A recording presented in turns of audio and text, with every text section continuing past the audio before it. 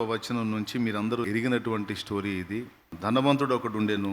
అతడు ఊదా రంగు బట్టలు సన్నపు నార వస్త్రములను ధరించుకొని ప్రతిదినము బహుగా సుఖపడుచుండువాడు.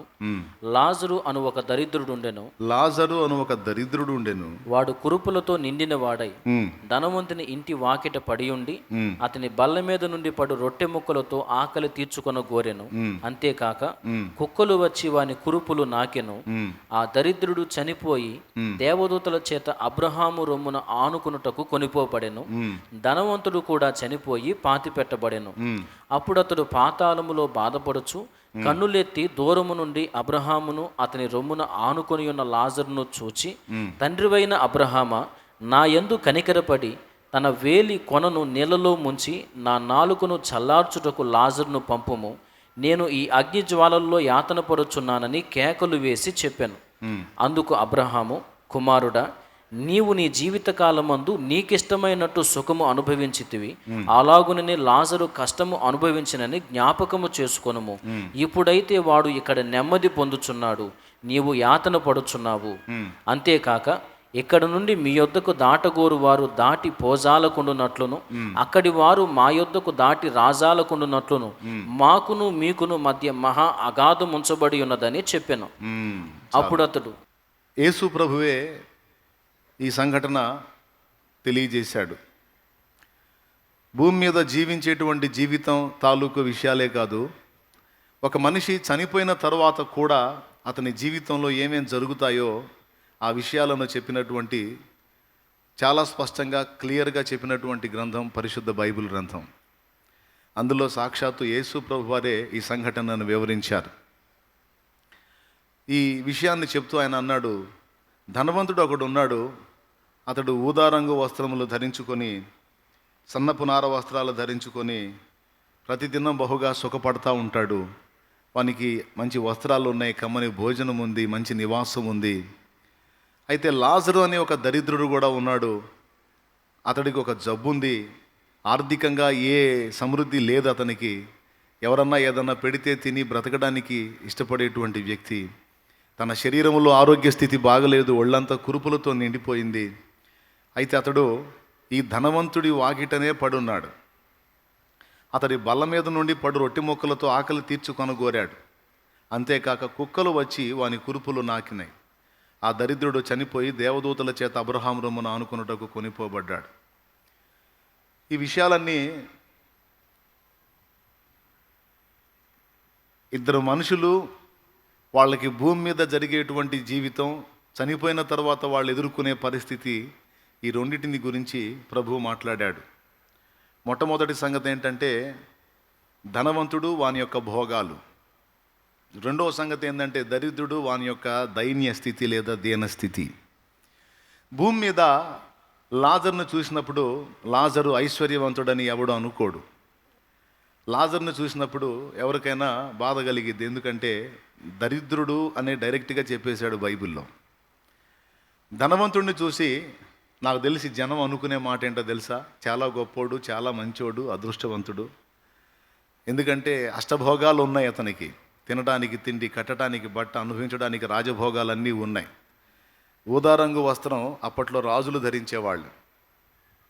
ఒక రకంగా చెప్పాలంటే వీడు ఒక రాజుకు తగినంత ఐశ్వర్యం కలిగినటువంటి వాడి ధనవంతుడు. చాలా జంజావృతంగా తన జీవితాన్ని గడుపుతూ ఉన్నాడు. అయితే వీనికి అష్టైశ్వర్యాలు ఉన్నాయి, కానీ వీనికి ఏం లేదు అంటే సాటి మనిషి మీద కనికరం చూపేటువంటి మనస్సు లేదు, ప్రేమ లేని వ్యక్తి అని ఎలా అర్థమైందంటే, ఈ దరిద్రుడైన లాజరు వాని ఇంటి వాకిటి దగ్గర పడున్నాడు. వాళ్ళు తిన్న తర్వాత సహజంగా మనం భోంచేస్తాం. భోంచేసిన తర్వాత కొన్ని మిగిలిన పదార్థాలు ఉంటాయి, అవన్నీ తీసి మనోళ్ళు బయట పడేస్తారా లేదా? చెత్త కుప్పలో పడేస్తారు. నాకు తెలిసి ఇంటి వాకిటి దగ్గర వాళ్ళు చెత్తను ఊడ్చేటువంటి ప్రదేశంలో ఈ లాజరు పడున్నాడు. వాని భోజన బల్ల దగ్గర అయితే లాజర్ని కూర్చొనిరు. ఎందుకంటే లాజరు జబ్బుతో ఉన్నాడు మరియు దరిద్రుడు, అతనికి ఏమీ కాడు. కాబట్టి అతన్ని ఎక్కడ ఉంచుతారు? ఒకవేళ ఉంచితే ఇంటి బయట వాళ్ళు చెత్త పడేసే దగ్గర ఇతన్ని ఉంచుతారు, ఉండనిస్తారు. పాపం చాలా రోజుల నుంచి ఆశతో ఎదురు చూస్తూ ఉన్నాడు. నాకు తెలిసి ఆ ఊర్లో అతనికి మించిన ధనవంతుడు లేకపోయి ఉండొచ్చు. ఎందుకంటే ఒకవేళ అతనికి మించిన ధనవంతులు ఇంకా ఎవరైనా ఉంటే వాళ్ళ ఇంటి దగ్గర కాచుకునేవాడు లాజరు. కానీ ఇంత మాత్రం ధనవంతులు ఎవరూ లేరు. వాని ఆశ ఏంటంటే, లాజరు ఆశ ఆ ఇంటి దగ్గర కాచుకుంటే బాగా డబ్బున్నోళ్ళు, బాగా ధనవంతులు కాబట్టి తిన్న పదార్థాలు తినగా మిగిలినవి బయటికి ఊడుస్తారు. ఆ ఊడ్చిన వాటిలో రొట్టె ముక్కలు ఏదైనా దొరికితే తిని బతుకుదాం అనుకున్నాడు. కానీ అక్కడ ఏం రాసుందంటే, ఆకలి తీర్చుకొన గోరెను అని రాసుంది, కానీ తిని ఆకలి తీర్చుకొనేను అని రాయలా. అంటే నాకు తెలిసి లోపల తిన్న వాటిల్లో ఏ ముక్క కూడా బయటికి రాలా. వాళ్ళ తిండి, వాళ్ళ సంతోషం, వాళ్ళ ఆనందం, వాళ్ళ భోగాలు, వాళ్ళ సరదాలు, వాళ్ళ సంతోషాలు, వాళ్ళ విలాసాలు, ఒక రేంజ్లో ఉన్నారు వాళ్ళు. అయితే వాళ్ళు ఈ భూమి మీద జీవించే తాత్కాలిక జీవితాన్ని చూసుకుంటున్నారు, కానీ ఈ జీవితానికి ఒక ముగింపు ఉంది. ఈ భోగాలన్నీ ఆటే కాలం కొనసాగవు, వీటికి ఒక ముగింపు ఉంటుంది, తర్వాత మళ్ళీ ఇంకొక భాగంలోకి వెళ్ళిపోవాల్సి ఉంటుంది అన్న ఆలోచన వాళ్ళు చేయలే. వాళ్ళ మనసులో మన ఇష్టం, మనకు సమృద్ధి ఉంది, తినొచ్చు, తాగొచ్చు, ఆనందించవచ్చు, సంతోషించవచ్చు. ఎందుకంటే వాడు డబ్బును ఆధారం చేసుకున్నాడు. ఏం ఆధారం చేసుకున్నాడు? డబ్బును ఆధారం చేసుకున్నాడు. మరి వాళ్ళ తాత సంపాదించాడో, వాళ్ళ అయ్య సంపాదించాడో, మరి వీడు సంపాదించాడో, మొత్తానికి పెద్ద కుప్పే వేశారు. చిన్న కుప్ప కాదు, పెద్ద కుప్ప వేశారు. వేసి ఆ కుప్పను ఆధారం చూసుకొని రోగం వస్తే వైద్యునికి అవసరమైతే లక్షలు పడేసి అయినా సరే బాగు చేయించుకోవచ్చు, ప్రాబ్లం లేదు అని. డబ్బు ఒక్కటి ఉంటే చాలు, రోగానికి మందు వచ్చిద్ది, కావాల్సిన భోగాలు వస్తాయి, మంచి పౌష్టికాహారం వచ్చిద్ది, అన్నీ వస్తాయి. కాబట్టి మనకి డబ్బు కేంద్రం, డబ్బు ప్రధానమని డబ్బును ఆధారం చేసుకొని వీడు బ్రతికాడు. ఇక లాజరు విషయానికి వచ్చేటప్పటికి, లాజరుకి ఏం ఫుడ్ దొరకలా ఇంట్లో నుంచి. ఆ ధనవంతుడికి తెలియదు, ఈ లాజర్ అనేవాడు ధనవంతుడు పాతాళాన్ని తప్పించుకోవడానికి ఈ లాజర్ అనేవాడిని దేవుడు చివరి ఆప్షన్గా వాడికి ఇచ్చాడన్న సంగతి ధనవంతుడికి తెలియదు. అయితే కొద్ది రోజుల తర్వాత ఒక న్యూస్ వచ్చింది. ఏమని? ఆ ధనవంతుడి ఇంటికే వచ్చింది. సార్, మీ ఇంటి వాకిటి దగ్గర ఆడు ముష్టోడు ఉన్నాడు కదా, దరిద్రుడు, ఒళ్ళంతా పుళ్ళుతో జబ్బుతో ఉంటాడే, అటు చచ్చిపోయాడు సార్ అని న్యూస్ వచ్చింది. చచ్చిపోయాడా? అరే తీసేయండి రా వాడిని, అర్జెంటుగా తీసేసేయండి, పక్కకి తీసేసేయండి, ఎంతో కొంత డబ్బులు ఇస్తాను, ముందు ఆడి బాడీని తీసుకెళ్ళి ఎక్కడన్నా పడేసేయండి. తీసేశాడు. లాజరుకి ఆశించాడు, వాడి దగ్గర నుంచి ఏం అందలేదు. తర్వాత చచ్చిపోయాడు. చనిపోయినటువంటి డెడ్ బాడీని ఏ టైపులో తీసుంటారో ఊహించవచ్చు మనం. ఎవరూ లేనటువంటి నిర్భాగ్యుణ్ణి ఏ విధంగా తీస్తారో మీకు తెలుసు. ముక్కులకు బట్టలు అడ్డం పెట్టుకొని ఒళ్ళంతా కుళ్ళిపోయి ఉన్నది కనుక బతికున్నప్పుడే కుక్కలు వచ్చి కురుపులు నాకినాయి అంటే అంత దుర్భరావస్థలో ఉన్నాడు ఆ లాజరు. కానీ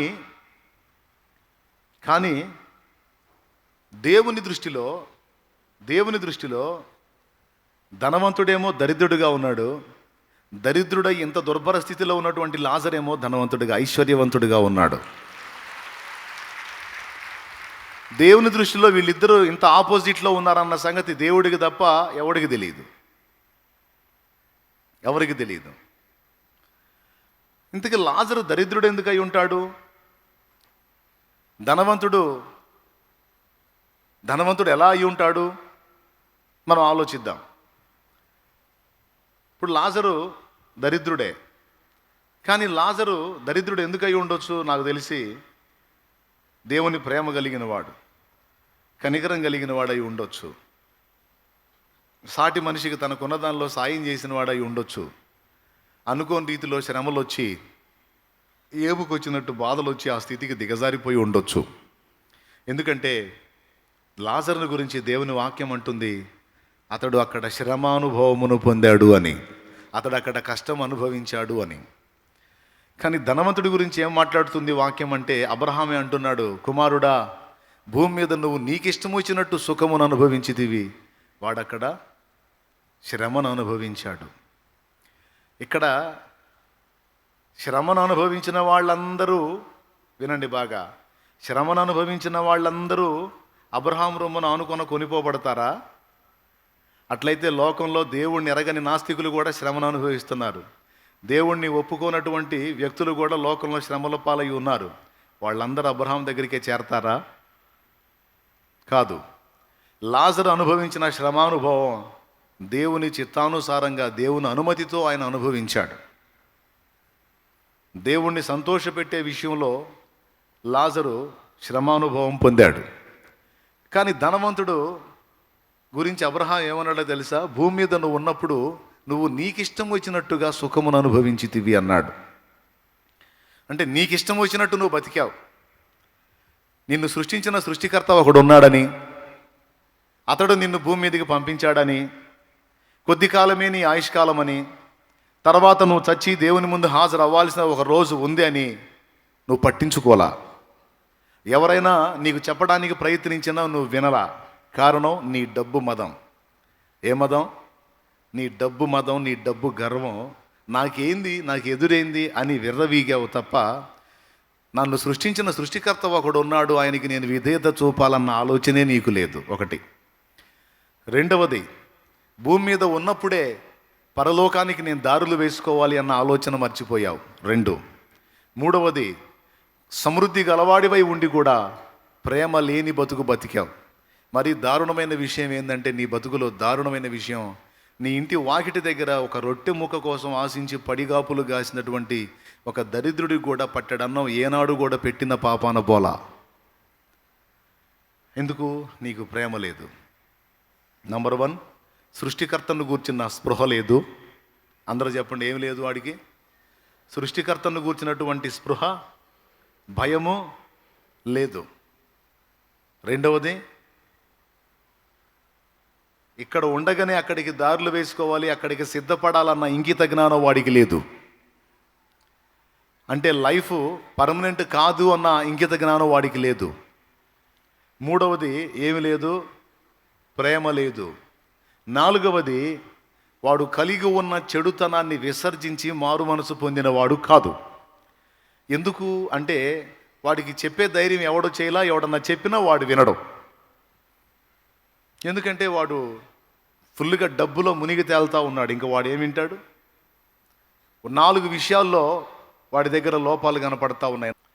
ఈ మారు మనస్సు అనే మాట నేను ఎందుకు మాట్లాడుతున్నానంటే, వాడే అడుగుతాడు తర్వాత అబ్రహాముని, తండ్రివైన అబ్రహామా, లాజర్ను పంపించడం కుదరదా? కుదరదన్నాడు.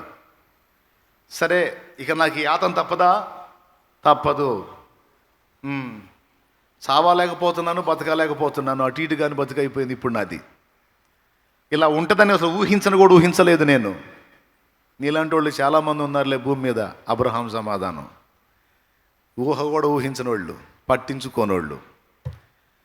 వీడంటాడు మళ్ళీ, సరే అట్లయితే నాకు సాయం చేయి. భూమి మీద నాకు 5 సహోదరులు ఉన్నారు, వాళ్ళు కూడా నేను బతికిన బతికే బతుకుతున్నారు. కాబట్టి నువ్వు లాజరుని వాళ్ళ దగ్గరికి పంపు, అప్పుడు వాళ్ళు మారు మనసు పొందుతారు అన్నాడు. ఏమన్నాడు? లాజర్ని పంపు, వాళ్ళు మారు మనసు పొందుతారు. అంటే అబ్రహాం అన్నాడు, అక్కడ మోషేయు ప్రవక్తలు ఉన్నారు, వారి మాట వినాలి, వారి మాట విని మారు మనసు పొందాలి. అంటే ఆహా, అట్లా అనవద్దు తండ్రివైన అబ్రహామా, అలాగనవద్దు. మా తమ్ముళ్ళు ఎలాంటి వాళ్ళు అంటే, మా సహోదరులు ఎలాంటి వాళ్ళు అంటే, బతికున్నోడు చెబితే ఇన్ని రకాలు కాదు. వాళ్ళు వినాలంటే సచ్చినోడు లేచి చెప్పాలి. అర్థమైందా? సచ్చినోడు బతికి, ఒరే నేను చచ్చిపోయాను, ఇట్లా ఉందిరా, ఇలా ఉంది పరిస్థితి, కాబట్టి జాగ్రత్తరా, మారు మనసు పొందండి, జాగ్రత్త పడండి రా అని చెబితే కానీ వాళ్ళు మారు మనసు పొందే రకాలు కాదనే మాట ఆయన చెబుతాడు.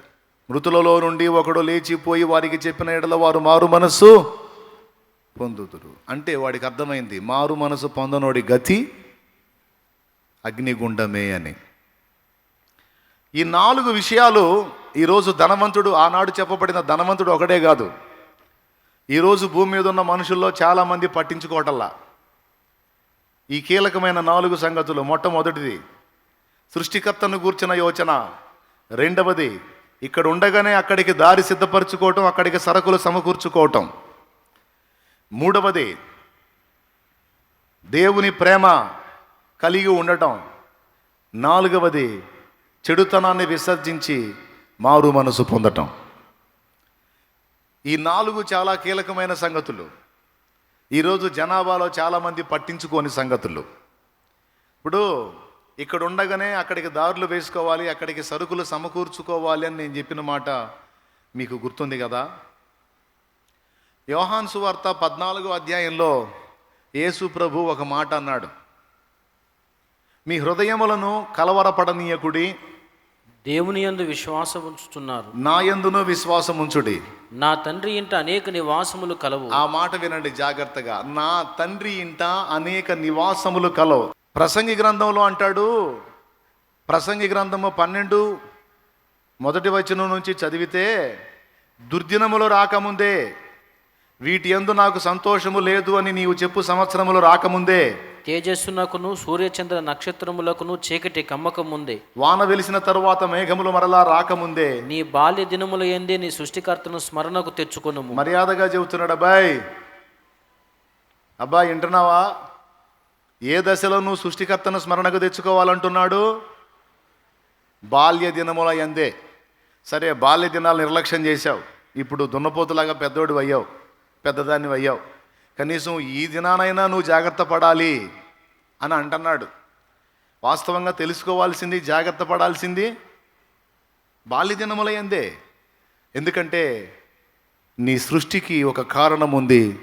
నువ్వు అనేవాడివి, నువ్వు అనేదానివి ఉనికిలోకి వచ్చావంటే నువ్వు కోరుకుంటేనో లేకపోతే మీ అమ్మా నాన్న కోరుకుంటున్నో కాదు, నువ్వు అనేవాడివి, నువ్వు అనేదానివి ఉండాలని ఆయన కోరుకున్నాడు గనుక నీకు జన్మ వచ్చింది, నువ్వు ఉనికిలోకి వచ్చావు. ఒకవేళ ఆయన కోరుకొని ఉండకపోతే నీకు రూపు లేదు, నీకు నామము లేదు, అసలు నీకు జీవితం, జన్మే లేదు.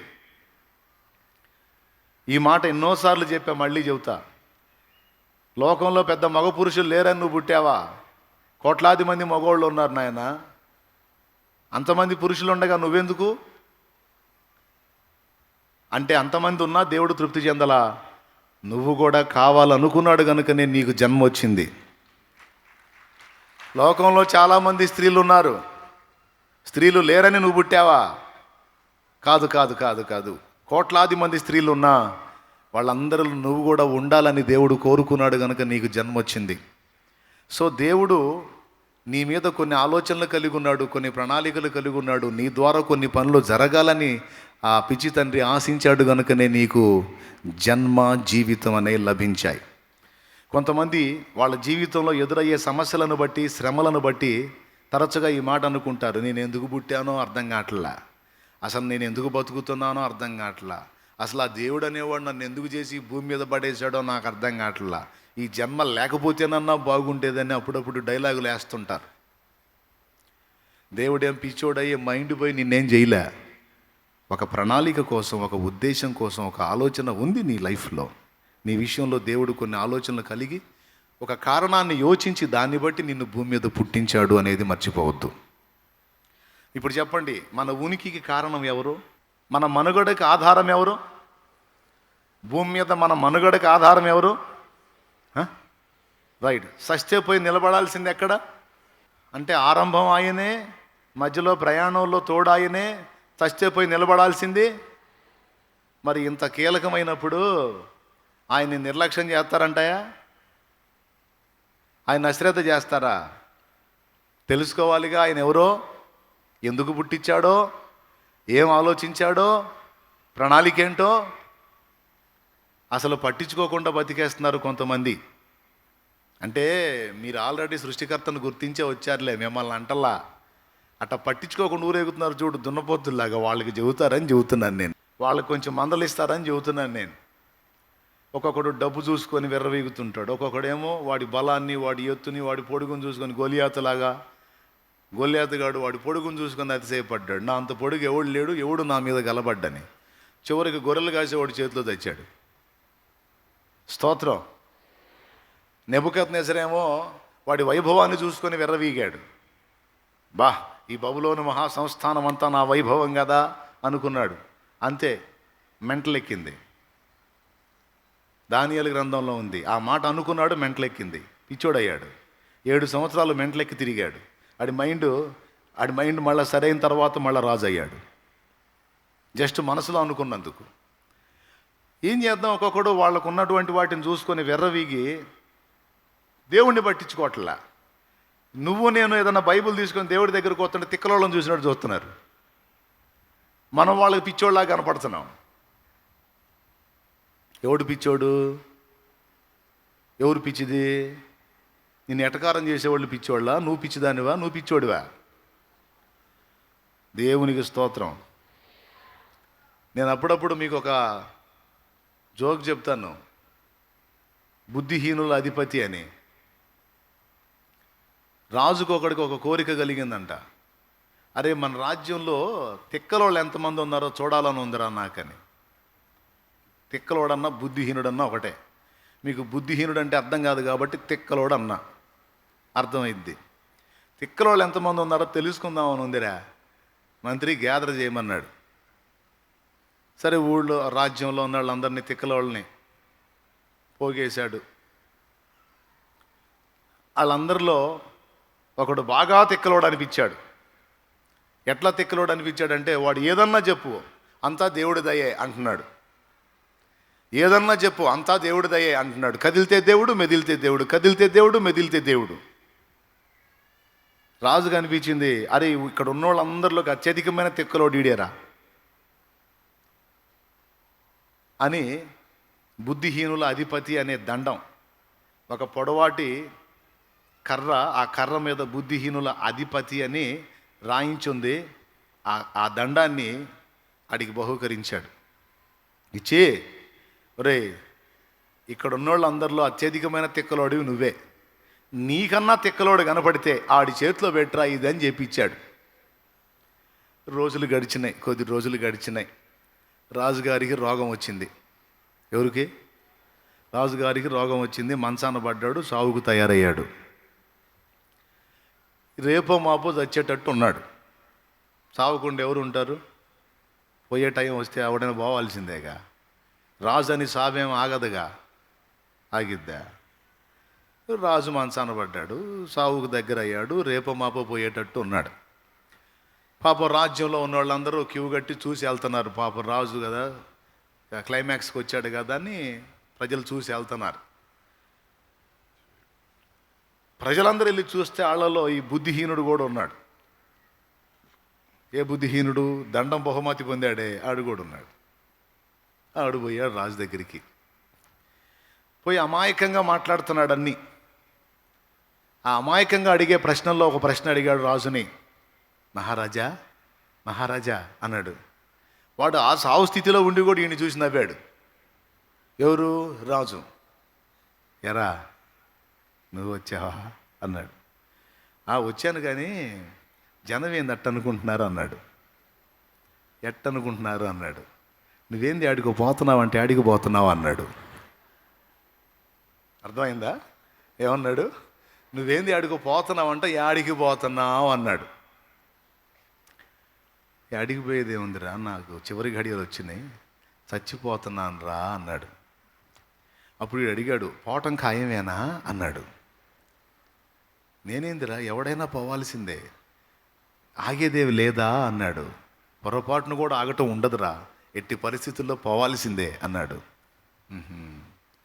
సరే సరే కానీ మొదటి ప్రశ్న అయిపోయింది, ఇంకొకటి చెప్పు. సరే, పోయేది ఖచ్చితంగా ఖాయం అంటున్నావు, మళ్ళీ ఎప్పుడు వస్తావు అన్నాడు. మళ్ళీ వచ్చేది ఏందిరా తిక్కలోడా, ఇంక పోతే వచ్చేది లేదురా, ఇంక అక్కడే అన్నాడు. నువ్వేనా అందరా అన్నాడు. ఎవడైనా అంతేరా. అంటే నువ్వు రాజువు కదా, నువ్వేం తిరిగి వచ్చేదేం లేదా? రాజు అయినా లేదు, మంత్రి అయినా లేదు, దాసుడైనా లేదు, బంటైనా లేదురా. వెళ్ళటం ఖాయం, ఖాయమేరా. తిరిగి వచ్చేది లేదురా. వెళ్ళటం ఖాయమైనప్పుడు, తిరిగి వచ్చేది లేనప్పుడు మరి అక్కడికి మరి పర్మనెంట్గా అక్కడే ఉండాలి కదా, ఏం తీసుకెళ్తున్నావు అని అడిగాడు. ఏం తీసుకెళ్తున్నావు అని అడిగాడు. ఓరి తిక్కలోడా, నువ్వు నీ తిక్కలతనం ఇంకా బాలేదు. అక్కడికి ఏం తీసుకెళ్ళలేమురా అన్నాడు. అదేంది రాజా, వెళ్ళేది ఖాయం అంటివి, తిరిగి వచ్చేది లేదంటివి, అక్కడే ఉండాలన్నప్పుడు మరి సిద్ధపడిపోవాలిగా రాజా అన్నాడు. లేదురా, ఇక ఏం సిద్ధపడినా లేదు, అక్కడికి తీసుకొని పోయేది ఏం లేదు అన్నాడు. మహారాజా చేతులు చాపన్నాడు. చాపాడు. ఆడికి ఇచ్చాడే దండం, నీకన్నా తిక్కలోడు కనపడితే ఆడి చేతిలో పెట్టిరా అని ఆ దండం తీసి ఈడి చేతిలో పెట్టాడు. రాజు చేతిలో పెట్టి, నాకన్నా తిక్కలోడివి నువ్వే అన్నాడు. ఎందుకురా అన్నాడు. మహారాజా, నేను ఎక్కడి నుంచి వచ్చానో నాకు తెలుసు, ఎక్కడికి పోవాలో నాకు తెలుసు, పోయేటప్పుడు ఎలా సిద్ధపడాలో నాకు తెలుసు, పోకముందు ఎలా ప్రిపేర్ అవ్వాలో నాకు తెలుసు. నువ్వు రాజువై ఉండి, లక్షలాది మందికి మార్గదర్శివై ఉండి, ప్రజలను చైతన్యం చేయాల్సినోడివై ఉండి, ఇంత పెద్ద హోదాలో ఉండి, అష్టైశ్వర్యాలు కలవాడివై ఉండి, సృష్టికర్తను తెలుసుకోలేకపోయావు. ఎక్కడి నుంచి వచ్చావో తెలుసుకోలేదు, చచ్చి ఎక్కడికి వెళ్ళాలో తెలుసుకోలేదు, ఎలా సిద్ధపడి వెళ్ళాలో కూడా తెలుసుకోలేదు. నీకాడికి బుద్ధిహీనుడు ఎవడున్నాడు? నువ్వు రాజువైతే చావాగిద్దా? నువ్వు రాజువైతే చావాగిద్దా? ఆగదుగా. దాని గురించి నువ్వు ఆలోచన చేయనప్పుడు నీకన్నా తిక్కలోడు ఇంకొకడు ఎవడున్నాడు, తీసుకో దండం అని పోయాడు. ఈ విషయం నేను మీకెందుకు చెప్తున్నానంటే, సృష్టికర్తను తెలుసుకోకుండా, సృష్టికర్తను కలుసుకోకుండా, సృష్టికర్త యొక్క ఇష్టాన్ని జరిగించకుండా ఈ లోకాన్ని వదిలే ప్రతి ఒక్కడు బుద్ధిహీనుడే. మళ్ళీ చెప్తున్నా, సృష్టికర్తను తెలుసుకోకుండా, సృష్టికర్తను కలుసుకోకుండా, సృష్టికర్త యొక్క చిత్తమును నెరవేర్చకుండా ఈ లోకాన్ని వదిలే ప్రతి ఒక్కడు బుద్ధిహీనుడే, తెలివి తక్కువ వాడే. ఖచ్చితంగా మనం సృష్టికర్తను తెలుసుకోవాలి, మొదటిది. సృష్టికర్తను కలుసుకోవాలి, రెండవది. సృష్టికర్త చిత్తం ఎరిగి దాన్ని నెరవేర్చాలి. కానీ ధనవంతుడు వాడికి ఇష్టం వచ్చినట్టు బతికాడు. చూసారా? కానీ వాక్యం ఏం చెప్పింది? వీడు ఏ విషయాల్లో 4 నిర్లక్ష్యం చేశాడో ఆ 4 విషయాలు లేఖనం గద్దించి బోధించింది. మొట్టమొదటిది సృష్టికర్తను గూర్చిన స్పృహ, రెండవది అక్కడికి వెళ్ళడానికి కావలసిన సిద్ధపాటు, మూడవది ఆ సృష్టికర్త చిత్తములో ప్రాముఖ్యమైన ప్రేమ, నాలుగవది చెడుతనాన్ని విసర్జించి మారు మనసును పొందిన అనుభవం. ఈ 4 ప్రాముఖ్యమైనవి ధనవంతుడు నిర్లక్ష్యం చేశాడు. ఇప్పుడు వాటిలో మొట్టమొదటిది సృష్టికర్తను గూర్చిన స్పృహ అన్నాను. ఏ వయసులో తెలుసుకోమన్నాడు? బాల్య దినముల యందే నీ సృష్టికర్తను స్మరణకు తెచ్చుకొనుము అన్నాడు. ఆ తర్వాత కింద వచనాల్లో చెప్తాడు, ఒరే పిచ్చోడా, ఈ శరీరాన్ని చూసి మిడిసిపడవాకురా. ఇప్పుడు సరికైపోయిన వాళ్ళంతా ఒకప్పుడు హీరోలురా, ఇప్పుడు సరికైపోయిన తల్లులందరూ ఒకప్పుడు హీరోయిన్లురా, మామూలు లేరు. చూస్తానే మారిపోయిద్దిరా. జవసత్వాలను చూసుకొని మిడిసిపడవాకురా, నీటి మీద బొడగా అని చెప్పాడు. ఆ కింద వచనాల్లో చెప్పినోడు సామాన్యుడు కాదు పాపం, దెబ్బతిన్న బిడ్డ సొలొమోను. దేవునికి స్తోత్రం, హల్లెలూయా చెప్పు గట్టిగా. దెబ్బతిన్న బిడ్డ చెప్పాడనమాట. ఏం చెప్పాడో చూడు.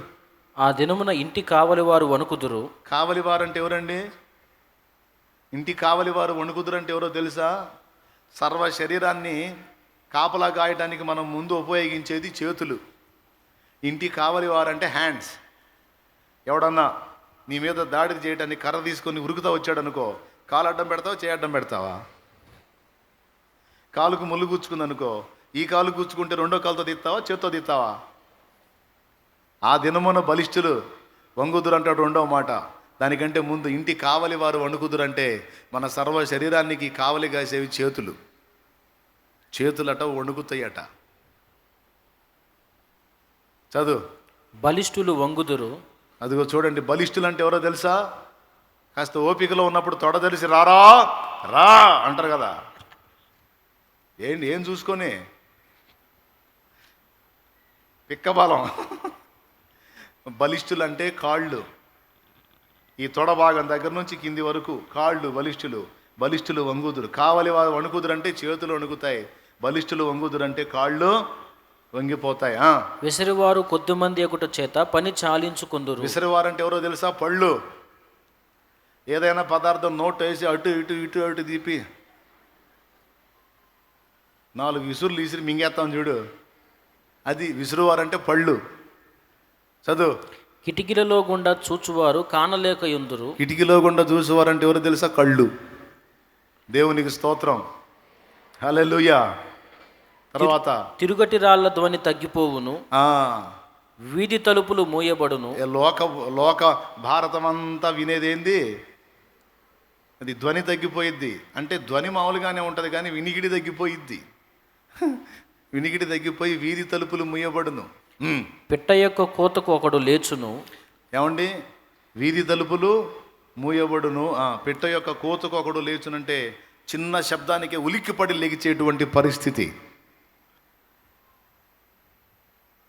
సంగీతము చేయి స్త్రీలు, నాదము చేయి వారందరూ నిశ్శబ్దంగా ఉందురు అంటే పి సుశీల ఎంతమందికి తెలుసు? ఉందా? వెళ్ళిపోయిందా? ఉందా? వెళ్ళిపోయిందా? ఇప్పుడు పాట పాడమన్నావనే. పి సుశీల మంచి గాయని కదా, ఇప్పుడు పాడమను పాట. లేదు, అప్పటి రోజుల్లో పాడింది. ఎక్కలేని ఎత్తైన కొండ ఎక్కించుమునను పరిశుద్ధ కొండ, చక్కని ప్రభుని మోము చూడా. ఈ పాట పాడింది పి సుశీల. ఇప్పుడు మైక్ ఇచ్చి పాడమంది. ఎక్కలేని ఎత్తై అన్న కాడికి అయిపోయింది, ఇక లేదు గొంతు. ఇప్పుడు ఆ పాడట్లా. పాడితే పాడించుకోండి, స్తోత్రం. ఎందుకు? అయిపోయింది, ఆ యవన పొంగ అయిపోయింది, జీవితంలో ఆ హడావిడంతా అయిపోయింది. ఇప్పుడు పాడలేదు. సంగీత నాదము చేయు స్త్రీలు మౌనముగా ఉందురు. స్వరం అక్కడే చెబుతాడనమాట. నీ నడక ఆగిపోయిద్ది, నీ చెవుల ధ్వని తగ్గిపోయిద్ది, నీ నోరు మూతబడిపోయిద్ది, నీ చేతులు వణుకుతాయి, నీ కాళ్ళు వంగిపోతాయి, ఆఖరికి చివరికి నువ్వు ఇట్లా అయిపోతావు అని చెప్పి, ఇవన్నీ మాకు తెలుసులే అని మీరు కూడా అంటారని నాకు తెలుసు. స్తోత్రం, గట్టిగా చెప్పండి. ఇవన్నీ మనం ఎరగనియా ఏంది? కాకపోతే వచ్చిన బాధల్లా ఏంటంటే పండుటాకు రాలిపోతుంటే పైన నాకు పకపక నవ్విందని పెద్దలు సామెత చెబుతారు. అది రాలదో? అది రాలిద్దా రాలదా? దాని టైం వచ్చినప్పుడు అది రాలిద్ది. అట్లాగా ఎవరి యవ్వన పొంగును బట్టి వాళ్ళు ఒక్కొక్కడు డబ్బును చూసుకొని, ఒక్కొక్కడు అందాన్ని చూసుకొని, ఒక్కొక్కడు బలాన్ని చూసుకొని, వాటిని ఆధారం చేసుకొని, కొంతమంది వ్యక్తుల్ని చూసుకొని, వాటిని ఆధారం చేసుకొని సృష్టికర్తను నిర్లక్ష్యం చేయటం రైట్ కాదు అని. ఓకేనా? సృష్టికర్తను ఎన్నడూ నిర్లక్ష్యం చేయకూడదు. మన జీవితంలో నంబర్ 1 ఆయనే అయి ఉండాలి. ఎవరి బ్రతుకులో సృష్టికర్త నంబర్ 1 స్థానాన్ని ఆక్రమించుకుంటాడో వాళ్ళు ధన్యులు, ధన్యులు, ధన్యులు, ధన్యులు. ఎవరి జీవితంలో సృష్టికర్త నిర్లక్ష్యం చేయబడతాడో వారు నంబర్ 1 దరిద్రులు. ధనవంతుడు, నేను ధనవంతుడిని అనుకున్నాడు. ఎంతకాలం ఉంది వాడి భోగం? విజయము సాధించినట్టి వీరుడు సికందరు, భుజబలమున గెలచినవని ధీరుడలెగ్జండరు, ధ్వజమునెత్తి పోరు గెలిచిన నిజమిప్పుడు వారు మన్నే గదయ్యా. ఎవరు బాగుపోయినా సరే అప్పుడప్పుడు శ్మశానానికి కూడా పోయేస్తుండాలి. ఎవరన్నా పోయినప్పుడు పోయి రావటం కాదు. ఎవడు బాగుపోయినా సరే అప్పుడప్పుడు శ్మశానానికి పోయేస్తుండాలి. ఎందుకంటే మన ఒరిజినల్ అక్కడ కనపడుతుంటుంది.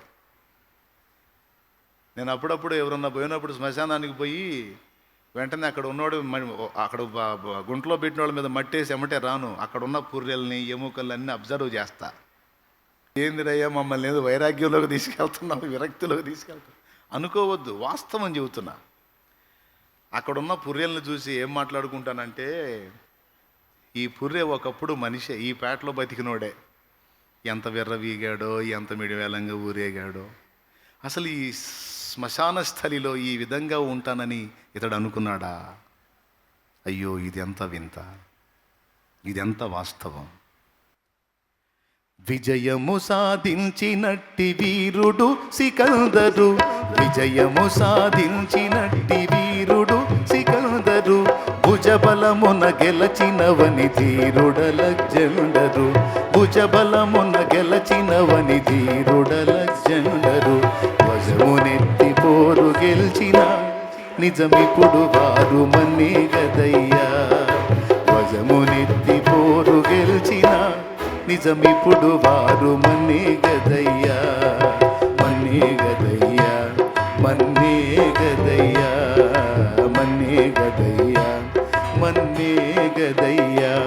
మనలోని ఆత్మజ్యోతియే తప్ప మహిలోనిదంత మన్నిగదయ్యా, మనలోని ఆత్మజ్యోతియే తప్ప మహిలోనిదంత మన్నిగదయ్యా, మన్నిగదయ్యా, మన్నిగదయ్యా, మన్నిగదయ్యా, మన్నిగదయ్యా.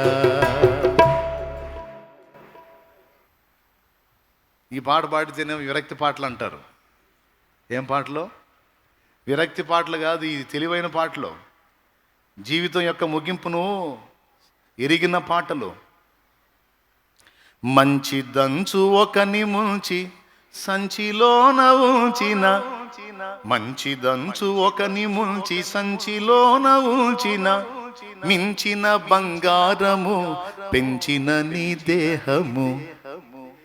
ఒక్కొక్కళ్ళ శరీరాలు వాళ్ళు చూసుకొని ఏం మురిసిపోతారంటే, మన బాడీ అయినా స్టాండర్డ్, అసలు మజిల్స్ కూడా మామూలుగా అందరిలాగా లూజ్గా ఉండవుగా, ఫిట్గా ఉంటాయి. అసలు మజిల్ పవర్ కూడా మామూలుగా ఉంటుంది, మనది హ్యాండ్ పవర్ కానీ అసలు. ఆ తర్వాత ఓరి నీ మజిల్ చల్లకుండా 3 అయ్యి 3 అయితే బాత్రూంలో కూడా బాగాలేవు. మళ్ళీ 4వసారి ఎగిరి తంతావే, పట్టుకోవాలి చెయ్యి. దేవునికి స్తోత్రం కలుగును గాక. ఏం లేదు, 2 సార్లు వాంతులై 3 సార్లు పోయి వచ్చాడంటే చాలు. 4వసారి ఇక మంచం మీద నుంచి కూడా ఏంది బాత్రూమ్కి వెళ్ళాలా లే, మరి ఎగిరి తంతావుగా.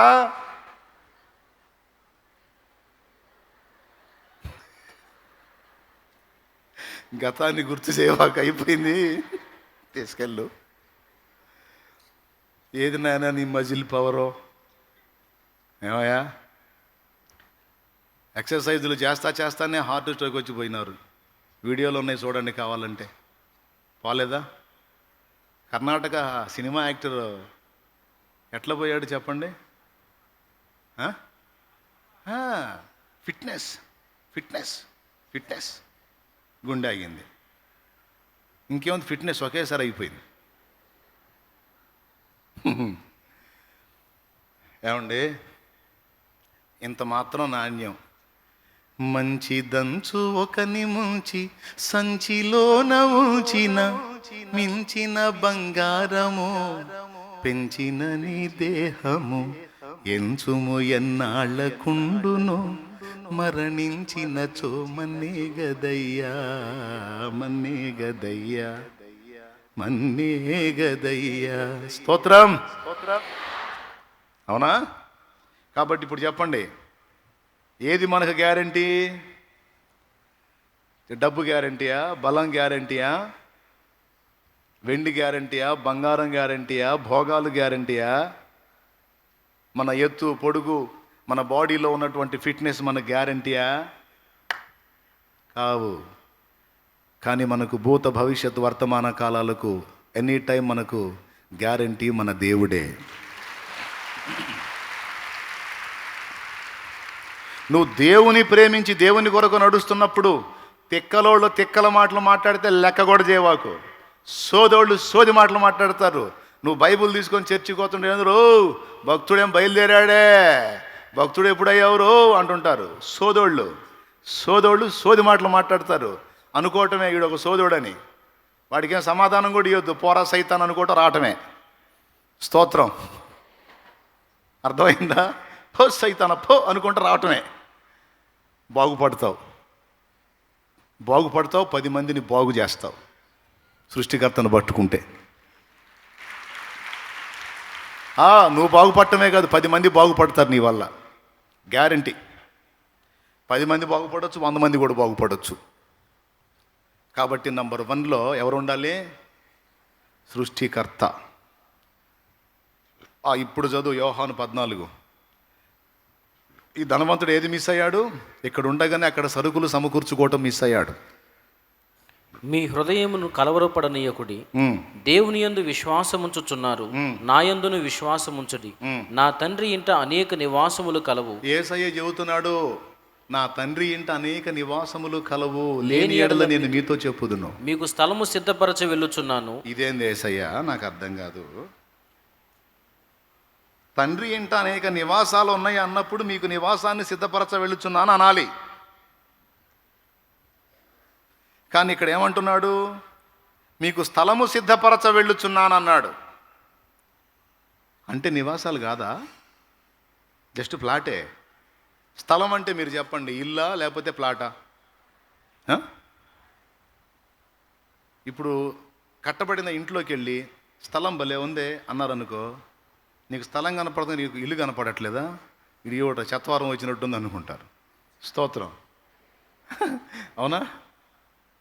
స్థలం అంటే కట్టడం లేని ప్రదేశం, ఇల్లు అంటే కట్టబడిన ప్రదేశం. కాబట్టి ఇంట్లోకి పోయి స్థలం అనం, స్థలంలోకి పోయి ఇల్లు అనం. స్థలం అంటే ఖాళీ ప్లేస్, ఫ్లాటు. యేసు ప్రభు చూడు ఎంత లెక్క సరిగా మాట్లాడాడో. నేను మీకు ప్లాట్ రెడీ చేయడానికి వెళ్తున్నా, స్థలం రెడీ చేయడానికి వెళ్తున్నా అన్నాడు. దీనిలో ఇంగ్లీష్ భాషలో ఏముంది, హెబ్రీ భాషలో ఏముంది నాకు అనవసరం, తెలుగులో ఏముంది అదే చెబుతా. దేవునికి స్తోత్రం కలుగునుగా. చెప్పండి గట్టిగా. ఇక్కడ ఒక మంచి విషయం ఉంది. దాని అర్థం ఏంటంటే, నేను జస్ట్ ప్లాట్ రెడీ చేస్తా, ఇక నువ్వు ఏమేమి సరుకులు పంపిస్తావో దాంతో నీకు గుడి చేయాలో, లేకపోతే బంగ్లా కట్టాలో, లేకపోతే పెంకుటిల్లు వేయాలో, రేకులు షెడ్ వేయాలో, లేకపోతే 4 గోడలు కట్టి పైన టాపు లేకుండా చేయాలో, నువ్వు పంపించేదాన్ని బట్టి ఉంటుంది. పెద్దోడా, అర్థమైంది నేను చెప్పింది? ఇక్కడ ఉండగానే అక్కడికి సమకూర్చుకోవాలి. అదే యేసు ప్రభు స్పష్టంగా చెప్పిన మాట. భూమి మీద మీ కొరకు ధనము కూర్చుకొనవద్దు. ఇక్కడ దొంగ కన్నము వేసి దొంగిలుతాడు, చిమ్మెట తుప్పు తినేస్తాయి. మరి ఎక్కడ సమకూర్చుకోవాలి ధనం అంటే? పరలోకమందు మీ కొరకు ధనము సమకూర్చుకోండి అని సాక్షాత్తు యేసయ్య చెప్పలా? చెప్పాడు. మనం కూడా చదివాం, విన్నాంలే, కానీ టేక్ ఇట్ ఈజీగా తీసుకుంటాం. అది మన దరిద్రం. అర్థమైందా? ఏముందిలే, అవన్నీ వాళ్ళు చెబుతుంటారు, పాస్టర్లు మనం వింటూ ఉంటాం, అది నడుస్తుంటుందిలే అనుకుంటారు. కానీ ఇక్కడ పచ్చి నిజం ఇది. అక్కాయ్, నువ్వు ఎక్కడే కొప్పేసావు అనుకో అక్కాయ్, పిల్లికి బిచ్చం పెట్టకుండా, రేపు నీకు ఎండి బొచ్చి వచ్చింది. అక్కడ బొచ్చ అంటే, బొచ్చ అంటే తూర్పుగోదావరి జిల్లాలో వాళ్ళు బూతులాగా ఉంటుంది. నీకు బేషను వచ్చింది అక్కాయ్, బేషను. అర్థమైందా? ఇక్కడే కొప్పేసి, ఇక్కడే దాచిపెట్టి, ఇక్కడికే దారులు వేసుకుంటే అక్కడ ఖాళీ. ఈ ధనవంతుడి గాడి బతుకు అంతే. అందుకని చెబుతున్నా, మీకు మనిషిని చూపించి చెబుతున్నా. వీడు భూమి మీద కొప్పేసుకోవటమే సరిపోయింది. కొప్పేసుకున్నాడు, తినటం, తాగటం, సంతోషించడం, సుఖించటం, ఇదే చూసుకున్నాడు. కానీ అరే రే ఇక్కడ ఉన్నప్పుడే అక్కడికి లైన్ చేసుకోవాలనే ఆలోచన తీసేశాడు. కొంతమంది ఉంటారు తెలివైన వాళ్ళు, ఈ భూమి మీద ఉండగానే వాళ్ళు ఆర్జించిన దానిలో నుండి దైవ చిత్త ప్రకారం అనేకులకు సహాయం చేస్తూ బీదలను ఆదరిస్తూ, దిక్కులేని అభాగ్యులను ఆదరిస్తూ పరలోకంలో ధనం సమకూర్చుకుంటారు. ఇలా ఆదరిస్తే పరలోకంలో ధనం సమకూడిద్దా అంటే నాకేం తెలుసు, యేసయ్యే చెప్పాడు. యేసయ్య చెప్పాడు ఆ మాట కూడా. యేసయ్య దగ్గరికి ఒక యవనుడు వచ్చాడు. ఎవరు వచ్చారు? ఒక యవనుడు వచ్చాడు. సద్బోధకుడా, నిత్య జీవమునకు వారసుడనగుటకు నేనేమి చేయవలెను అన్నాడు. సద్బోధకుడా నన్ను ఎలా చెప్పుచున్నావు, దేవుడు ఒక్కడే సద్బోధకుడు, సత్పురుషుడా నన్ను ఎలా చెప్పుచున్నావు అని ఒక కోటింగ్ వేసి ఆ తర్వాత ఒక మాట చెప్పాడు. ధర్మశాస్త్రం నువ్వు వినలేదా? దేవుణ్ణి ప్రేమించమన్న మాట, తల్లిదండ్రుల్ని సన్మానించమన్న మాట నువ్వు చదువుకోలేదా? అయ్యా, నువ్వు చెప్పిన ధర్మకార్యాలు ఇవన్నీ నేను బాల్యము నుండి చేయుచూనే ఉన్నాను. అప్పుడు యేసయ్య అన్నాడు, ఆయనను నీకు ఒకటి కొదువుగా ఉన్నది. ఏమిటది? నీకున్న ఆస్తి నమ్మి బీదలకిమ్ము, అప్పుడు నీకు పరలోకములో ధనము కలుగును అన్నాడు. ఆ మాట ఏడన్నాడో చెప్పాలి. మార్కు సువార్త 10వ అధ్యాయం 20వ వచనం. మార్కు సువార్త 10వ అధ్యాయం 21వ వచనం. యేసు అతన్ని చూచి అతన్ని ప్రేమించి, నీకు ఒకటి కొదువుగానున్నది, నీవు వెళ్ళి నీకు కలిగి ఉన్నవన్నీ అమ్మి బేదలకిమ్ము, పరలోకమందు నీకు ధనము కలుగును, నీవు వచ్చి నన్ను వెంబడించుమని చెప్పాను. అదమ్మా, అది ఓకేనా? ఫస్ట్ ఏం చెప్పాను? సృష్టికర్తను తెలుసుకోవాలి, కలుసుకోవాలి అని చెప్పాను. ఇక్కడ మీలో బాప్తీసం పొందిన వాళ్ళు చేతులు ఎత్తండి అమ్మా. పొందిన వాళ్ళు అందరూ చేతులు ఎత్తండి. మారు మనసు పొంది బాప్తీసం పొందిన వాళ్ళు. రైట్, మీరందరూ సృష్టికర్తను తెలుసుకున్నారు మరియు కలుసుకున్నారు. ధన్యులు. చప్పట్లు కొట్టుకోండి మీకు మీరే. రైట్. ఇంకా నేను బాప్తీసం పొందలేదన్నా అన్నోళ్ళు చేతులు ఎత్తండి. నేను పొందలేదన్నా, పొందుతాలే భవిష్యత్తులో, ఇంకా పొందలేదన్నోళ్ళు చేతులు ఎత్తండి. కొంతమంది తెలివిగా అట్లా పెట్టారు, ఎందుకంటే వీడేమో తిడతాడేమో అని. నేనేం తిట్టను. ఓకేనా? ఎందుకని పొందలా? పొందకపోతే నువ్వు ఇంకా సృష్టికర్తను కలుసుకున్నట్టు కాదు, సృష్టికర్త చిత్తం చేసినట్టు కాదు. కలుసుకోవాలి. యేసయ్యను గురించి తెలుసుకొని వచ్చావు, బాప్తీసం ద్వారా యేసుతో కలిసిపో, యేసుతో కలిసిపో, యేసును కలుసుకో. ఆమెన్. జన్మ కర్మ పాపాలు కడిగేసుకో, శుద్ధీకరణ పొందు. ఎంతమంది చేతులు ఎత్తారు? ఏది మళ్ళీ ఒకసారి ఎత్తండి. బాప్తీసం పొందిన వాళ్ళు అద్దుగో, వీళ్ళందరూ నిత్య జీవానికి వారసులు. వీళ్ళందరి పేరు జీవగ్రంథంలో ఉంది. వాళ్ళు మీలాగే చదువుకున్నారు, చదువులేని వాళ్ళు ఉన్నారు, పని పాట చేసుకునే వాళ్ళు ఉన్నారు. అయినప్పటికీ కూడా మళ్ళీ దేవుని వాక్యానికి విధేయత చూపి పాపాలు గడిగేసుకొని ఫ్రెష్ అయిపోయి జాగ్రత్త పడుతున్నారు. ఎంత తెలివిగల్లో చూడండి. ఇంకా తిక్కలతనంగా ఎందుకుంటారు మీరు? బాప్తీసం నిర్లక్ష్యం చేసి సిద్ధపడండి. నేను సృష్టికర్తను తెలుసుకున్నాను, కలుసుకున్నాను, బాప్తీసం పొందుకున్నాను, ఎప్పుడో అప్పుడే పొందుకున్నాను. నేనే వాయిదాలు వేయలేదు, ఇన్స్టాల్మెంట్ పద్ధతిలో మారు మనసు పొందలేదు. మెరుపులాగా మార్పు కలిగింది, రక్షణ పొందుకున్నాను. ఆ తర్వాత విశ్వాసయాత్ర సాగించాను, తర్వాత సేవ కూడా చేస్తున్నాను, 4 ఆత్మలు రక్షించుకున్నాను. నేను రెడీ. స్తోత్రం. కాబట్టి మీరు కూడా రెడీగా ఉంటారని మీకు కూడా హెచ్చరిక చేస్తున్నా. వీడేమి నిర్లక్ష్యం చేశాడు? సృష్టికర్తను నిర్లక్ష్యం చేశాడు, రక్షణను నిర్లక్ష్యం చేశాడు, మారు మనసు నిర్లక్ష్యం. సృష్టికర్తను వదిలేస్తే వాడు బతుకంతా వదిలినట్టే, అవునా? కానీ లాజరు సృష్టికర్తను పట్టుకున్నాడు.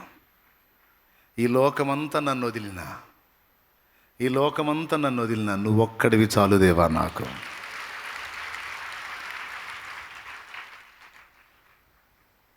దేవుణ్ణి పట్టుకున్నాడు లాజరు. అన్నీ కోల్పోయాడు, దేవుణ్ణి పట్టుకున్నాడు. వాడేమో అన్నీ కలిగి ఉన్నాడు, కానీ దేవుడు లేడు. ఇప్పుడు చెప్పండి, ఎవడు ఐశ్వర్యవంతుడు, ఎవడు దరిద్రుడు? యా. సో ఫస్ట్ పాయింట్, సృష్టికర్తను తెలుసుకోవాలి, కలుసుకోవాలి. రెండవది ఏంటి? అక్కడికి సరుకులు సమకూర్చుకోవాలి. ఎట్లా? అక్కడ ధనం ఎక్కడ పోగయిద్ది? పరలోకం ఎట్లా పోగయిద్ది? ఇక్కడ చేయాలి. ఏం చేయాలి? మనకు కలిగినవి మన వరకే ఉంచుకొనుట కాదు, కానీ దీనులైన వారికి చేతులు చాపి సహాయం చేసే మనసును సాధన చేయాలి. యేసయ్య చెప్పాడు, నీకున్నది అమ్మి బేదలకిమ్ము. ఏమన్నాడు? నీకున్నది అమ్మి బేదలకిమ్ము, అప్పుడు పరలోకమందు నీకు ధనము కలుగును. ఏం చేయాలి? రక్షణ పొందాలి, మారు మనసు పొంది బాప్తీసం పొందాలి ఒకటి. రెండవది బీదలకు సహాయం చేసి పరలోకంలో ధనం కూర్చుకోవాలి 2. మూడవది బతికినంత కాలం యేసయ్య ముందు నడుస్తాడు, మనం వెనక నడవాలి, యేసుని వెంబడించాలి. అవునా? ఎవరిని వెంబడించాలి? అది ముందు ఆయన నడుస్తూ ఉంటాడు, వెంటబడి మనం వెళ్ళాలి. ఇవన్నీ వాడు పట్టించుకోవాలా. తినటం, తాగటం, సుఖించటం, సరదాగా టైంపాస్ చేయటం. రెండోది ఏంటి? సరుకులు సమకూర్చుకొనుట. నేను చెబుతున్నాను సోదరుడా, సోదరి, నువ్వు ఏ స్థాయిలో త్యాగపూరితమైన మనసు కలిగి ఉంటావో ఆ స్థాయిలో నీకు సిద్ధపరచబడిద్ది అక్కడ. నువ్వు ఇక్కడ నుంచి పంపించేదాన్ని బట్టి అక్కడ సిద్ధపరచబడిద్దని మర్చిపోవద్దు. జస్ట్ నీకు స్థలం మాత్రమే డిసైడ్ చేశాడు.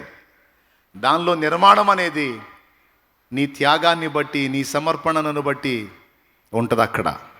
ఇది గుర్తు రాసుకో, మర్చిపోవద్దు.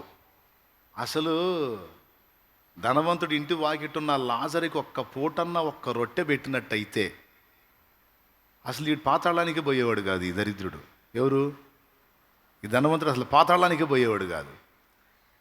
ఎంత మంచి ఆఫర్ పోగొట్టుకున్నాడండి వీడు. వీడికన్నా సోదరుడు ఉన్నాడా? ఇంటి వాకిటి దగ్గర పడున్న ఆ బీద లాజరుకి ఏనాడన్నా ఒక్క రొట్టె అందించినట్టయితే దేవుడు వదిలేసేవాడు వాడిని.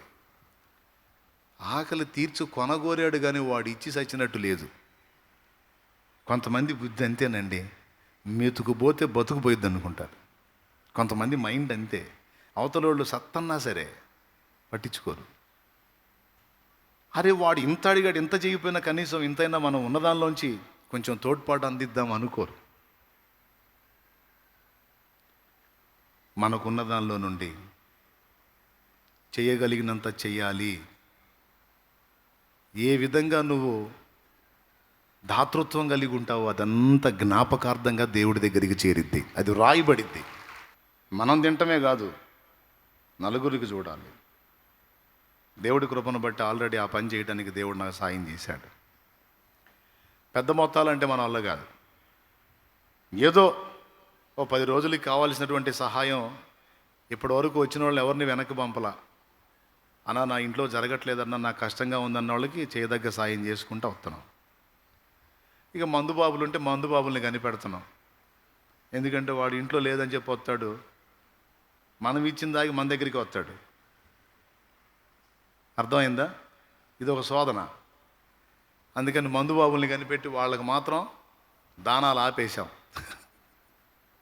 ఎందుకంటే వాడు మనం చేసిన దానం తీసుకొని పోయి తాగి ఇంటికాడ వాళ్ళని కొట్టి గందరగోళం చేస్తాడు. అందుకని ఈ దిక్కుమాల దానాలు అవి చేయట్లే. చూసి వీళ్ళు జెన్యూన్గా నిజంగా కష్టంగా ఉంది అనుకుంటే వాళ్ళు ఖచ్చితంగా మనకున్న దానిలో నుండి వాళ్ళకి సాయం చేసి పంపిస్తున్నాం. అదేది మా తాత సొమ్ము కాదు, నా సొమ్ము కాదు, మీరు తీసుకొచ్చి అక్కడ వేసిందే పంచుతూ ఉన్నాను. మా తాత సొమ్ము కాదు, మా ముత్తాత సొమ్ము కాదు, మా అయ్య సొమ్ము కాదు. మీరే పరిచర్య కోసం అని దాతృత్వంతో చేతులు విప్పుతారు చూడు, అది భద్రం చేసి కొంత మీ కొరకు, కొంత దీనిలైన వారి కొరకు, మీలోని అభాగ్యులైన వారి కొరకు దాన్ని వాడుతూ ఉన్నాను. ఇక ముందుకును వాడతాను. ఇదంతా ఎందుకండి? పరలోకమందు మీకును నాకును మనందరికీ ధనము సమకూడాలి.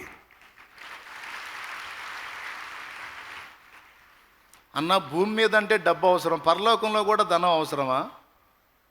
నాకేం తెలుసు, యేసయ్య చెప్పాడు మరి పరలోకంలో ధనం కలుగునని, పరలోకంలో ధనం సంపాదించుకోమని. అంటే ఇక్కడలాగా కరెన్సీ నోట్లు లేకపోవచ్చు, అక్కడ ధనం ఏమో అది ఏ రూపంలో ఉందో, అక్కడ దొరకబోయే భాగ్యం ఏ రకంగా దొరికిద్దో, మొత్తానికైతే అక్కడైతే ఉంది. అరే ఒక్కొక్కళ్ళు అసలు ఈ ఆలోచించరే, అసలు పట్టించుకోరే. ఓరే మొత్తుకొని చెబుతున్నా సరే చెవిటోడు ముందు శంఖం ఊదినట్టే. మనం చెప్పే కొద్దీ తిక్కలోళ్ళ చూస్తారు మనల్ని. నేను నవ్వుకుంటూ రే నేను తిక్కలోడు అన్నట్టు నాకు వెళ్ళి ఎటకారంగా చూస్తున్నారు, మీరు నంబర్ 1 సోదరుడు, రేపు మీ కర్మగాలి ఇది లాగడని నేను పోతా. ఏం చేస్తాం మరి? సృష్టికర్తను తెలుసుకొనుట. రెండవదే పరలోకమునకు మార్గము సిద్ధపరచుట, సరకులను సమకూర్చుట, ఇది రెండవది. మూడవదే దేవుని ప్రేమను సాధన చేయుట. ఏమిటి? దేవుని ప్రేమను సాధన చేయుట.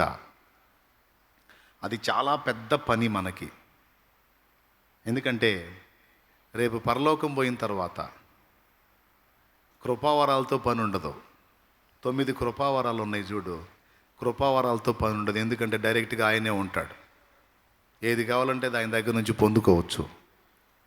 షాలేం రాజన్న మీకు కనపడినప్పుడు, షాలేం రాజన్న కనపడినప్పుడు ఫోటో అవసరం. ఓహో ఇట్టుంటాడా, ఓ ఆహా అని. డైరెక్ట్గా నేనే మీ మధ్యలోకి వస్తే ఫోటోతో పనే ఉంది. కృపావరాలతో కూడా రేపు అక్కడ అవసరం ఉండదు. కానీ ప్రేమ మాత్రం ఇక్కడే కాదు, అక్కడ కూడా ప్రేమ కొనసాగుతూనే ఉంటుంది. ప్రేమ శాశ్వత కాలం ఉండును అన్నాడు. కొరింథీయులకు రాసినటువంటి మొదటి పత్రిక 13వ అధ్యాయము 13వ వచనం. చదువు. కాగా విశ్వాసము, నిరీక్షణ, ప్రేమ ఈ మూడును నిలుచును.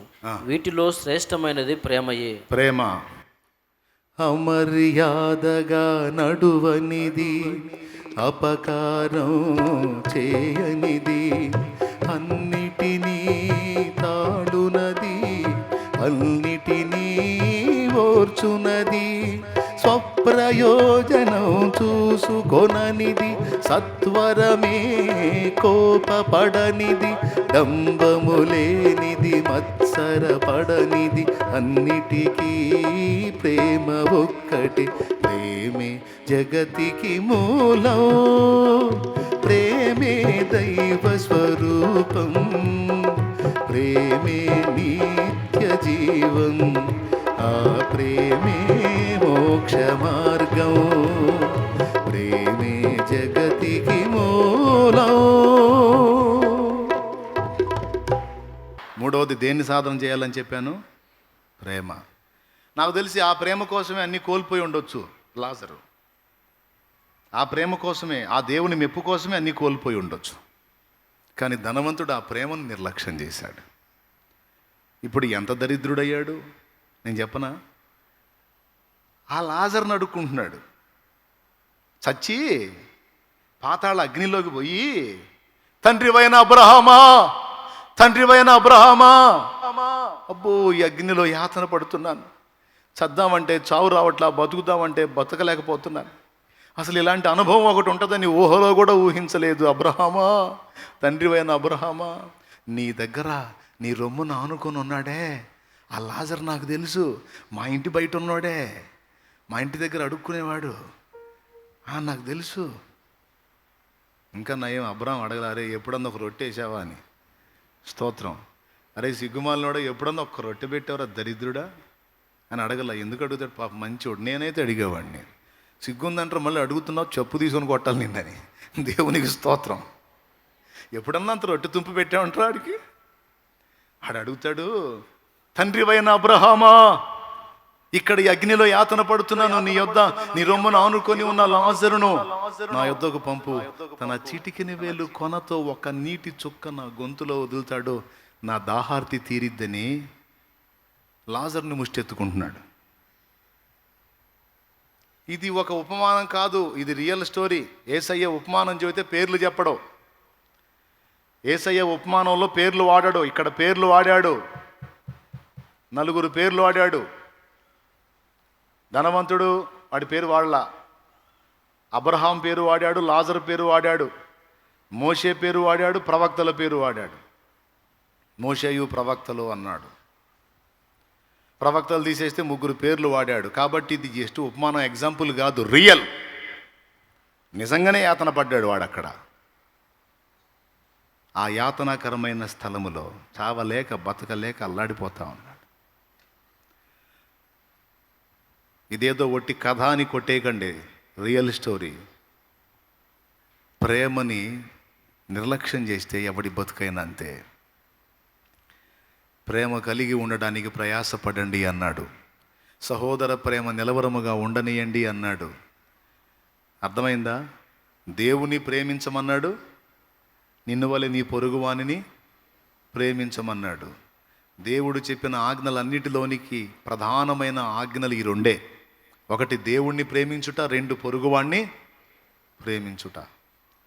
పొరుగువాడిని ప్రేమిస్తే వ్యభిచారాలు ఆగిపోతాయి, దొంగతనాలు ఆగిపోతాయి. మరి మనం వాడిని ప్రేమిస్తే వాడి ఇల్లు ఎట్ట దోచుకుంటాం? చూడు, ప్రేమించు అన్న ఒక మాటలో ఎన్నిటికి ఫుల్ స్టాప్ పెట్టాడు.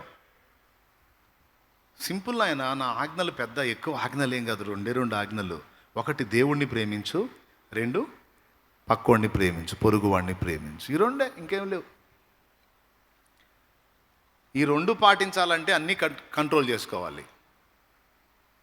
భలే వాత పెడతాడండి యేసయ్య. దేవునికి స్తోత్రం. ఏం లేదు నాన్న, పొరుగువాడిని ప్రేమించున్నాను అంతే అన్నాడు. పొరుగువాడిని ప్రేమించినప్పుడు వాడి భార్యను ఆశించినప్పుడు వ్యభిచారం ఆగిపోయింది. పొరుగువాడిని ప్రేమించినప్పుడు వాడి ఇంటిని దోచుకోవడానికి ఆశించడు, అప్పుడు దొంగతనాలు ఆగిపోతాయి. పొరుగువాడిని ప్రేమించేటప్పుడు వాడి మీద దాడి చెయ్యడు, అప్పుడు హత్యలు కొట్లాటలు ఆగిపోతాయి.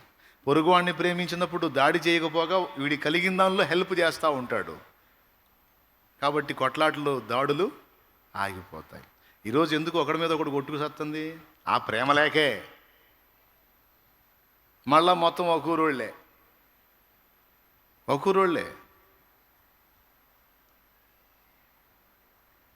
గెలిచిన నాయకులు పైన బాగానే ఉంటారు, ఓడిన నాయకులు పైన బాగానే ఉంటారు. వాళ్ళ పేరు చెప్పి వీళ్ళు దన్నుకొని సత్తుంటారు. ఇది నంబర్ 1 సోదేవారం. దేవునికి స్తోత్రం. పెద్దగా చెప్పండి, అవునా కాదా? మరి ఊళ్ళో మ్యారేజ్కి డాగ్స్ హడావుడి. స్తోత్రం. ఏంటిది మ్యారేజ్? ఏం ఊళ్ళో మ్యారేజ్కి డాగ్స్ పిచ్చోళ్ళు. కాకపోతే ఏమండి, ఎవరు మారి ఎవరు వచ్చినా బతుకు మారిందా? కూలోడు కూలికి పోక తప్పిందా? డ్రైవింగ్ చేసేవాడు బండి నడపక తప్పిందా? ఉతికేవాడు ఉతక్క తప్పిందా? తోమక తప్పిందా? ఏమా, ఎవరు మారి ఎవరు పోయినా ఎవడమ్మా సింహాసనం మీద కూర్చోబెట్టినోడు? ఒక ఆయన అన్నాడు, ఒక్కొక్కళ్ళకి అకౌంట్లో 15 లక్షలు వేస్తానని. అడ్రస్ కూడా లేడు. దేవునికి స్తోత్రం. అంతా అరచేతుల్లో చూపించడమే. అది చూసే వీళ్ళగా కళ్ళు బయర్లు కమ్మటం. వాళ్ళ నాయకులు బాగానే ఉంటారు, వీళ్ళు కొట్టుకు సావటం, ఒకడినొకడు చంపుకోవటం. పిచ్చి పిచ్చి పిచ్చి వ్యవహారాలన్నీ. చెప్పండి, మీకు తెలిసిన వాళ్ళు ఉంటే చెప్పండి. అరే కొట్టుకు సావకండ్రా, వాళ్ళు బాగానే ఉంటారు, ఊళ్ళో పెళ్ళికి కుక్కలు ఆడవడం మీకేం వచ్చిందిరా, మీరు దన్నుకు సత్తున్నారు అని చెప్పండి. వినకపోతే వాళ్ళ కర్మ చేసేదేమో వదిలేయండి. దేవునికి స్తోత్రం. అది ఏది సాధన చేయమన్నాడు? ప్రేమ 3వది. 4వది మారు మనస్సు. అదేందన్నయ్య, మారు మనసు పొందే బాప్తీసం పొందాక మళ్ళీ మారు మనసు ఏంది? హలో బ్రదర్స్ అండ్ సిస్టర్స్, మారు మనసు ఒకసారి పొందేది కాదు. పాపక్షమాపణ నిమిత్తం బాప్తీసం పొందేటప్పుడు ఒకసారి మారు మనసు పొందుతాం. అప్పటి పాపాలన్నిటి విషయంలో అది అయిపోద్ది, బాప్తీసం పొందుతాం. మరి బాప్తీసం పొందినాక ఇంకేం తప్పులు జరగట్లేదా? అబద్ధాలు ఆడకుండా నిజాలు చెబుదాం. చిన్నదో పెద్దదో ఏదో ఒక పొరపాటు జరుగుతూనే ఉందిగా. ఆ పొరపాట్లను బట్టి ఎప్పటికప్పుడు మారు మనసు పొందుతూ దేవుని దగ్గరికి వెళుతూ పశ్చాత్తాపడుతూ దిద్దుకుంటూ ఏ రోజుకు ఆ రోజు బట్టలు ఉతుకుని వేసుకుంటామా, లేకపోతే 4-5 రోజులు పక్కన ఎవడు తిరగడేక. స్తోత్రం. ఇవాళ వేసుకున్నామంటే సాయంత్రానికి వీటిని విప్పి ఉతకబడిన వాటిని మళ్ళీ ధరించుకున్నట్టే ఏ రోజుకు ఆ రోజే వస్త్రములను శుద్ధి చేసినట్టే హృదయమును శుద్ధి చేసుకోవాలి. ఏ రోజుకు ఆ రోజు దేవుని ముందుకు వెళ్ళి బ్రతుకుని సరిచూసుకొని పొరపాట్లు ఏమైనా ఉంటే, ఇప్పుడు ఉదయం లెగుస్తాం, డే స్టార్ట్ చేస్తాం, రోజంతా గడిచిద్ది, ఈవినింగ్ మోకాళ్ళు వేసినప్పుడు నైట్ మోకాళ్ళు వేసినప్పుడు ఈ దినమంతట్లో జరిగిన పొరపాట్లు ఏమైనా ఉంటే ఒప్పుకోవాలి. వాటి విషయంలో పశ్చాత్తాపడి మారు మనసు పొందాలి. దీన్ని ఏమంటారంటే అనుదిన మారు మనస్సు అంటారు. ఏమంటారు? అనుదిన మారు మనస్సు అంటారు. పొందాలండి. ఇది విశ్వాసులే కాదు, పాస్టర్లు కూడా పొందాలి, నేను కూడా పొందాలి. నేను కూడా సరి చూసుకుంటాగా, నేను కూడా సరి చూసుకుంటా ఎప్పటికప్పుడు. మోకాళ్ళు వేసి దేవుని ముందు కూర్చొని ఎక్కడన్నా తేడా పడ్డానా అని సరి చూసుకొని, తేడా పడితే ఒప్పుకొని వాటిని దిద్దుకొని ఇంకోసారి అలా జరగకుండా జాగ్రత్త పడతాను తండ్రి అని ఒప్పుదలు చేసుకుంటాను. నేను సహా మీరు కూడా చేయాలి. బరీగా తిని సాయంత్రం పూట ఆవుతుని ఎగిరి మంచం ఎక్కటం కాదు. స్తోత్రం. కొంతమంది అయితే మరీ దారుణం, ప్రభా హల్లెలూయా తండ్రి, బరీగా తిన్నాను నాయన, నీకు వందనాలు ప్రభా, ఇక మోకాళ్ళు కూడా వేయలేను తండ్రి, స్తోత్రం నాయన, అన్నీ తెలిసిన దేవుడు అయ్యా, వాళ్ళంతా జాయిగా చేసినామలో అడుగుతున్నాను తండ్రి. మరి దారుణం కొంతమంది అయితే అసలు. ఏమయ్యా 10 నిమిషాలు ఏవయ్యా మోకాళ్ళు, 10 నిమిషాలు ఏవయ్యా, గంటలు వద్దా, కనీసం 10 నిమిషాలు మోకాళ్ళు వేసి ఆ రోజంతట్లో ఎక్కడన్నా తేడా పడ్డావేమో కథ గుర్తు చేసుకోవయా, తేడా పడితే ఒప్పుకోవయా. అయ్యా ఈ రోజంతట్లో పలానా చోట నోరు జారాను ప్రభా, పలానా చోట కన్ను జారాను ప్రభా, పలానా చోట ఇట్లా తేడా పడి క్షమించు తండ్రి, మళ్ళా జరగకుండా చూసుకుంటాను ప్రభా. ఒప్పుదల. చేసిన తప్పులు ఎప్పటికప్పుడు ఒప్పుకొని దిద్దుకొని కడిగేసుకోవాలి. స్నానం చేసినట్టే, వస్త్రాలు శుద్ధి చేసుకున్నట్టే వ్యక్తిత్వాన్ని శుద్ధి చేసుకోవాలి బిడ్డలారా. ఏ రోజుకి ఆ రోజు. దేవునికి మహిమ కలుగును గాక. ఈ 4 కీలకమైన విషయాలని మనం విస్మరించకూడదు. బుద్ధిహీనులుగా మనం ఉండొద్దు. మనకి దేవుడు మెయిన్, మనకి యేసయ్య మెయిన్, మనకు సృష్టికర్త మెయిన్. నంబర్ 1 సృష్టికర్తను తెలుసుకొనుట, కలుసుకొనుట. ఇప్పుడు తెలుసుకున్నారు, కలుసుకున్నారు, బాప్తీసం పొందుకున్నారు. మరి సదయుడు అనే పాట పాడండి. సన్ను తించేదను ఊపిరున్నంత వరకు కదా, పాడండి. సన్ను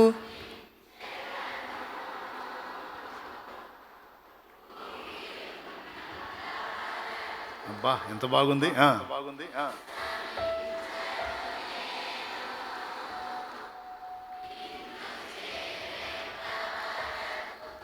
ఆగండి, ఇప్పుడు మీరేమన్నారు? విశ్రమించను నేను నిన్ను. ఆ మాట ఏం ఉద్దేశించి రాశాను తెలుసా? అయ్యా చచ్చి నిన్ను చేరిందాకా నేను విశ్రాంతి పొందను అన్న మాటనే కాదు, ఒక రోజులో కనీసం ఒక్కసారైనా నిన్ను చేరి నీతో మాట్లాడుకొని నిన్ను కలుసుకోకుండా నేను నా పడక ఎక్కను అన్న అర్థం కోసం రాశాను అన్నమాట. అర్థమైందా? సన్ను తించెదను ఊపిరున్నంత వరకు, విశ్రమించను నేను నిన్ను చేరేంత వరకు. సన్ను తించెదను ఊపిరున్నంత వరకు, విశ్రమించను నేను నిన్ను చేరేంత వరకు, నిన్ను చేరేంత వరకు. నీవే స్తుతిగానము, నీవే నా విజయము, నీవే నా అతిశయం యేసయ్యా. నీవే స్తుతిగానము, నీవే నా విజయము, నీవే నా అతిశయం యేసయ్యా. సదయుడా నా యేసయ్యా, స్తుతి ఘనత మహిమ నీకేనయ్యా. దేవుని సృష్టికర్తను సమీపించండి ప్రతిరోజు. పరలోకంలో సరుకులు సమకూర్చుకోండి ప్రతిరోజు. హెల్ప్ చేసే అవకాశం వస్తే శృతి మించి చేయమని నేను చెప్పను. కొంతమంది శృతి మించి చేస్తారు. మనం చెప్పాడుగా చాలేమన్నా సాయం చేయమని, ఏమైంది ₹1,00,000 ఏం కాదు నేను ఇత్త కానీ ఇవ్వకపోతే అని ₹1,00,000 అడ్డం ఉండి తన్నులు తినమని నేను చెప్పను. అదేమంటే చాలేమన్నా చెప్పాడు. నీ దగ్గర ఉంటే ఈ మధ్యవర్తిత్వం చేయొద్దు, చేసి మళ్ళీ నా దగ్గరికి వస్తారు. ఆ రోజు నువ్వు చెప్పే వాక్యం విన్నానా, ఇక ఆగానా, ప్రేమ చూపించానన్నా లచ్చకి. ఇప్పుడు లచ్చ వడ్డీ అయింది. వాడు తీసుకున్నాడు, అంతు లేకుండా పోయాడు, ఇంతవరకు కట్టలా. ఇప్పుడు ఎవరు కట్టాలా? నేను కట్టాలా? మరే ఒకసారి ఒక కామెడీ జరిగింది. ఓ బ్రదర్ ఫోన్ చేశాడు ఎక్కడి నుంచో, ఎవరికి, మన విజయ్కి. పాస్టర్ విజయ్ ఉన్నాడు, సత్యనపల్లి సేవ చేస్తున్నాడు. విజయ్ తెలుసు కదా, విజయ్ పాస్టర్ కదా, తెలుసా? తెలిసిన వాడు చేతులు ఎత్తండి. నా పక్కన ఉంటాడుగా, నేను అప్పుడప్పుడు జోక్ చేస్తాను. విజయ్ విజయ్ ఎక్కడి నుంచి ఒక అతను ఫోన్ చేశాడు, అన్నా బోర్ అయిపోతున్నాను, ప్రార్థన చేయాలి. అయ్యా ప్రార్థన చేస్తాను అన్నా, ఫలానా దగ్గర అయిపోతున్నా, నీళ్లు పడతాయా అన్నాడు. పడతాయా అంటే ప్రార్థన చేస్తానయ్యా అన్నాడు. సరే చెయ్యి అన్నాడు. ప్రార్థన చేశాడు, బోరు వేయించా, నీళ్లు పడలా.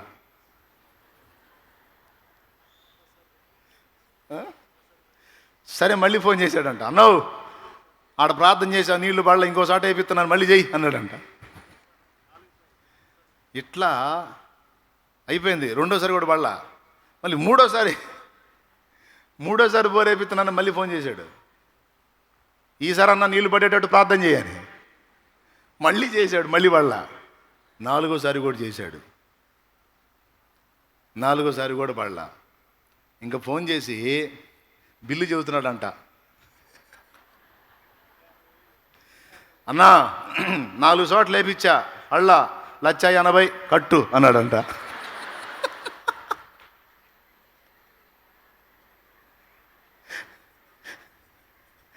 నువ్వు ప్రార్థన చేస్తే నీళ్లు పడాలి, మరి పడినప్పుడు నీ మాటనమే నేను వేయించాను, 4 చోట్ల వేయించాను, నా దగ్గర డబ్బులు లేవు, నువ్వే కట్ట. విజయ పరిస్థితి ఏంది? అయ్యా ప్రార్థన చేశాను కానీ నీళ్లు పడితే నేను గ్యారెంటీ ఇచ్చానా అంటాడంట. సరే తీసే అన్న, 1,80,000 తీసే అన్న, 90,000 అన్న గట్టన్నా.